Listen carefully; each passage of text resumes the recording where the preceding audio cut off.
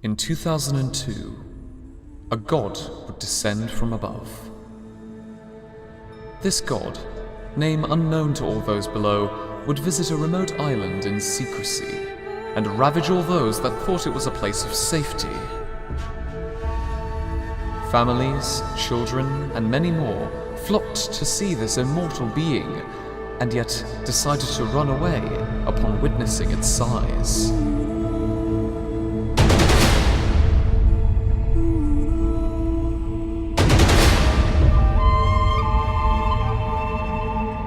This is the story of an island ravaged, a city lost, and a god triumphant.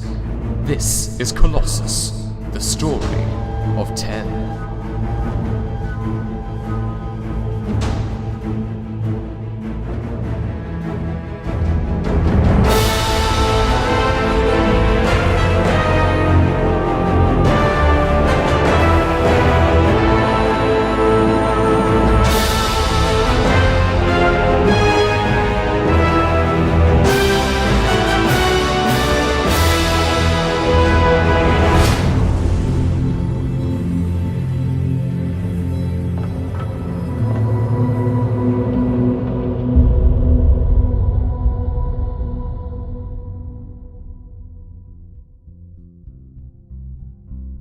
Hello ladies and gentlemen, boys and girls, my name is Quazar49 and it's time to talk about another coaster. But this time we're not just discussing any coaster, no Pinfaris, no Schwarzkopf masterpieces, but instead my favourite roller coaster.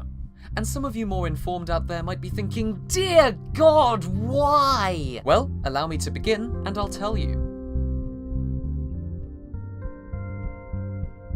The place? Chertsey. The era? The 1930s. A plot of land surrounded by water is purchased from Lord of the Manor. This site is used as a wet working gravel pit from the 1940s onwards and is owned by the Ready Mix Concrete Group. Catchy title. From the 40s up to the 70s, the excavation of the land continues, leaving only the lakes that mostly surround the site. Come the 1970s, a company named RMC wants to change that area into a leisure attraction. Following a bunch of planning permission talks, the site is completely filled with water. From then on, a water park was built, alongside which stands a small amusement park. This park, throughout the 1980s, would expand and eventually take over more and more of the island. Many of the attractions and areas are water-themed, with rides like the Flying Fish, Viking Rowers, and Hudson River Rafters. Even catchier. Over the course of the 1980s and 90s, the park sees massive growth, with multiple attractions being added and replaced almost every other year, as the island slowly becomes a local tourist attraction. A tourist attraction named Thorpe Park. Entering the early 2000s, their owner Two Swords continues investing and adding thrilling flat rides to the park to draw in a more diverse crowd. This, however, would be nothing compared to what they'd have opening in just under 2 years. –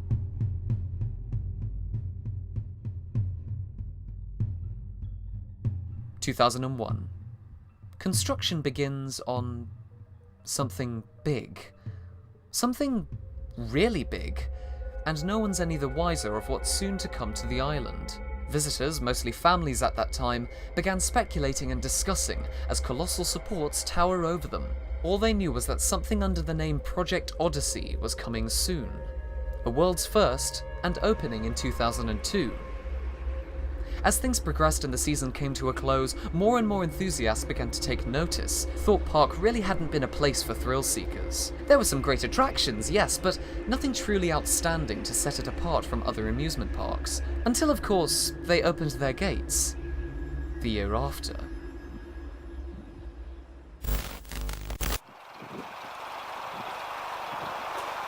Oh, here goes Colossus.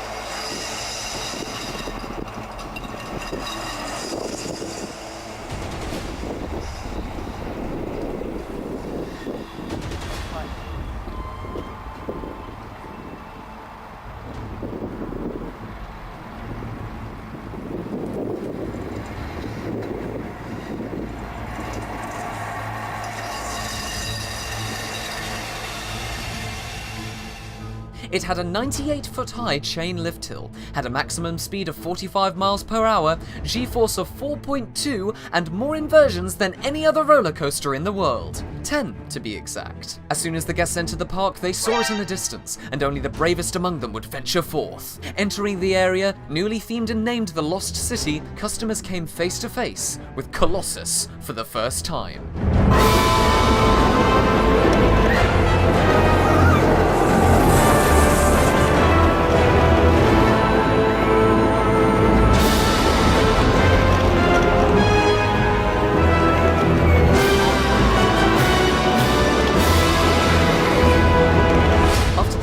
Colossus, the visitor numbers soared. The park was now a destination for enthusiasts and thrill seekers, as this coaster was the only one of its kind on the planet. With customers singing its praises and the press beginning to take notice, Colossus put the park's name on the map. And things only went uphill, as more and more thrilling attractions and world firsts would be added to the island over the coming years.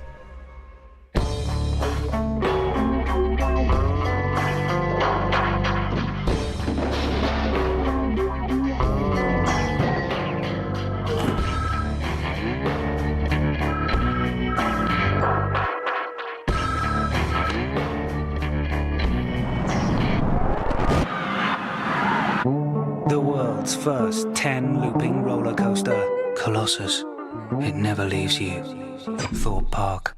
Now, while I may have really set the scene here, just to let you know, the ride really doesn't do the same. The theming on Colossus is very minimal, and at times pretty confusing. Some aspects of the theming don't really tell you anything about any kind of story. Although, I also believe this works to the coaster's advantage, but we'll get onto that later.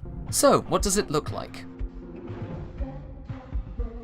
Well, the area today is very well decorated with plenty of plants and overgrown ivy, adding to the area's theme of a lost city. Around the coaster you consistently see a sun icon and some ancient Greek-esque architecture. The gift shop and other buildings also follow this ruined city look, and the station is rather nicely detailed, although nothing on the level of what we've come to expect from themed attractions today. The soundtrack and area ambient tracks are simply incredible, of which there are two. The original, composed by Inhabits, who, by the way, needs a Wikipedia page, darn it! And the latest one made by Imascore, which you don't need me to tell you is perfect, because literally everything they touch turns to musical gold.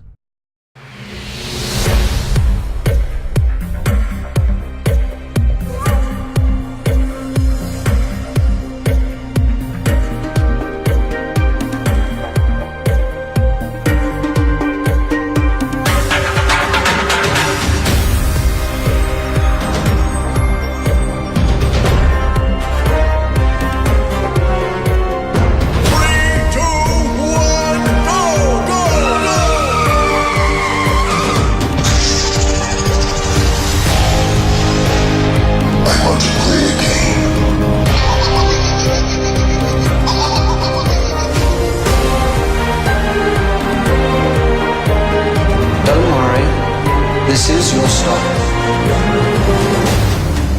Ladies and gentlemen, boys and girls, Thorpe Park Resort will open in 5, 4, 3, 2, 1. Welcome to the island like no other. Welcome to Thorpe Park Resort.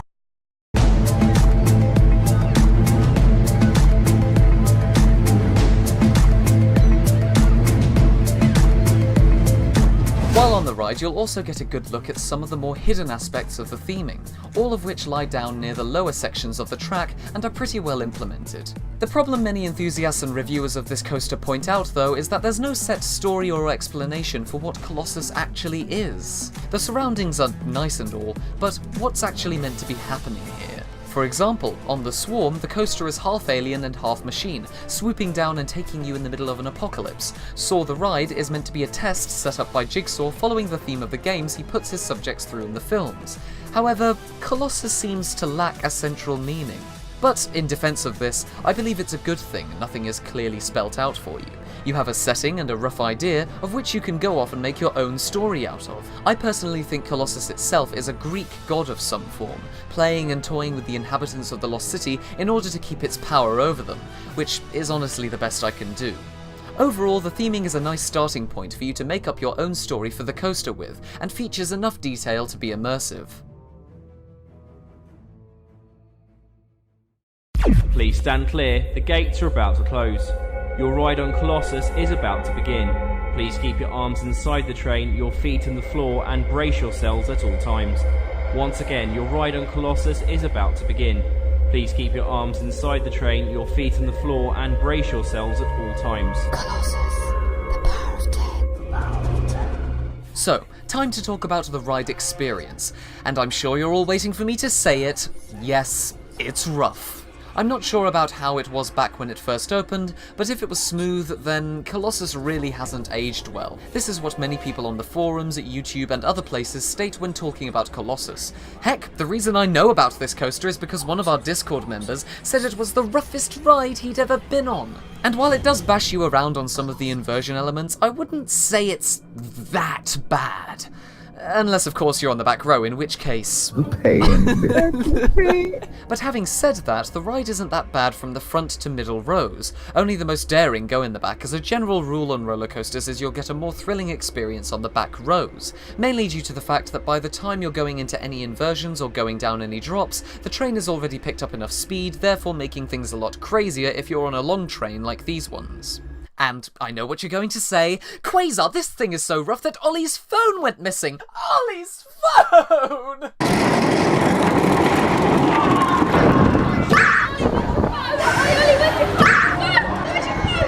And now, a moment of silence for Ollie's phone. Right, so, allow me to explain. I personally don't find a lot of rides as rough as others make them out to be. Why?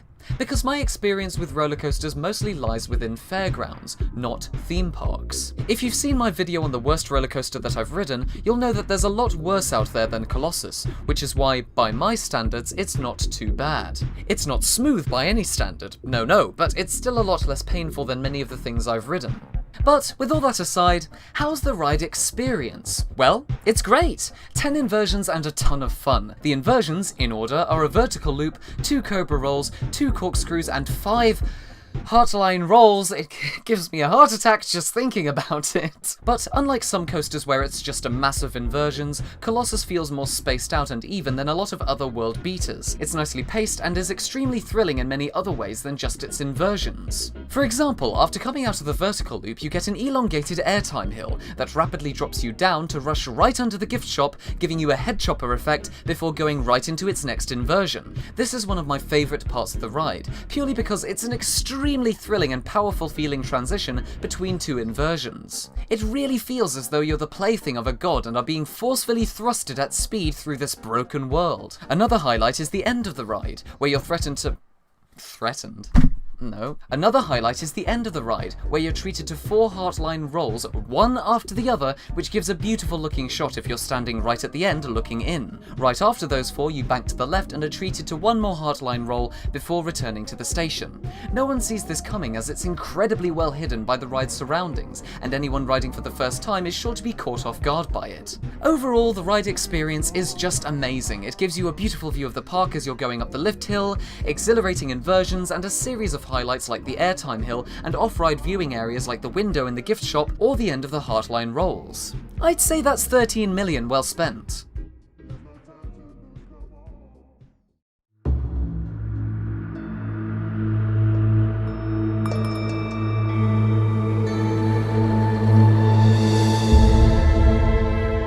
The ride is now fast approaching 20 years of operation, and it still holds up as a great coaster. Sadly now though, it's mostly overlooked in favour of other attractions by park guests. With the addition of Stealth, The Swarm, Saw, and a whole series of more thrilling attractions, Thorpe Park's first icon seems to take more of a backseat these days, and generally only gets busier in the afternoons or is seemingly ignored entirely by many visitors. That's not to say it's dead, but it's certainly not the first thing people rush to when the gates open. For me, however, you can bet that as soon as people are let onto the island, I'll be rushing and venturing again into the lost city, where a monstrous god of metal still stands, and roars amongst the overgrown buildings. Because while other gods now tower over the former one, and they may be faster, scarier, or more thrilling, intensity still thrives here, in the derelict ruins of the former world. A world where no one can deny the power of 10.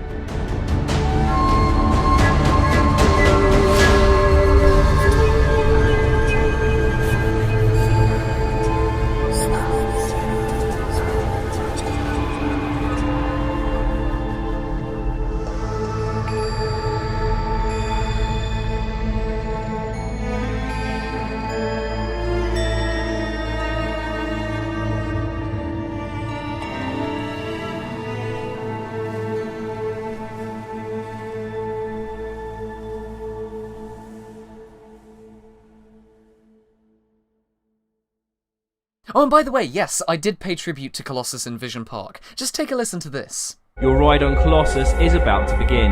Your Ice Castle adventure is about to begin.